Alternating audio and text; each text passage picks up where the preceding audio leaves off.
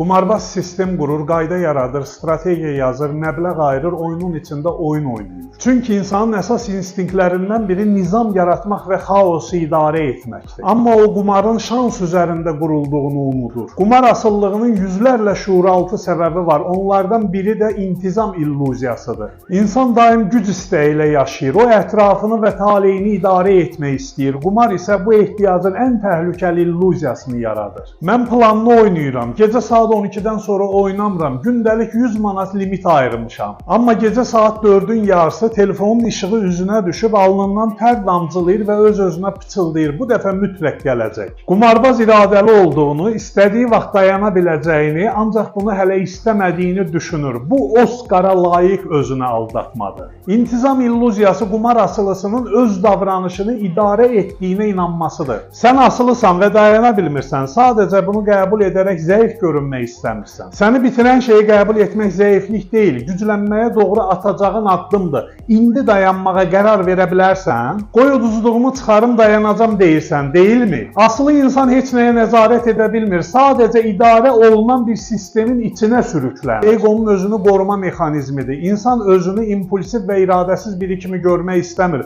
Bu onun daxili dünyası üçün sarsıdıcıdır. Bu illüziya təliyə düşmüş siçanın mən istirahətdəyəm deməsi kimidir. Hər dəfə axırıncı dəfədir deyirsənsə dayanmağın vaxtıdır. Qumar sənə söz verdiyi azadlığı heç vaxt verməyəcək. O səni öz içində boğan bir döngüdür. Nat vasitəsilə artıq iradə savaşına ehtiyac yoxdur. Biz bu vərdişin arxasındakı emosional boşluğu tapırıq və şuuraltını yeni qərarlarla yenidən proqramlayırıq. Nəticə isə sakit zehin, güclü iradə və azad həyatdır. Asıllıq sənin günahın deyil, amma dəyişmək sənin əlindədir. Qumarda intizam adlanan şey sadəcə xaosu simmetrik göstərmə cəhdidir. Fikirləriniz çox maraqlıdır.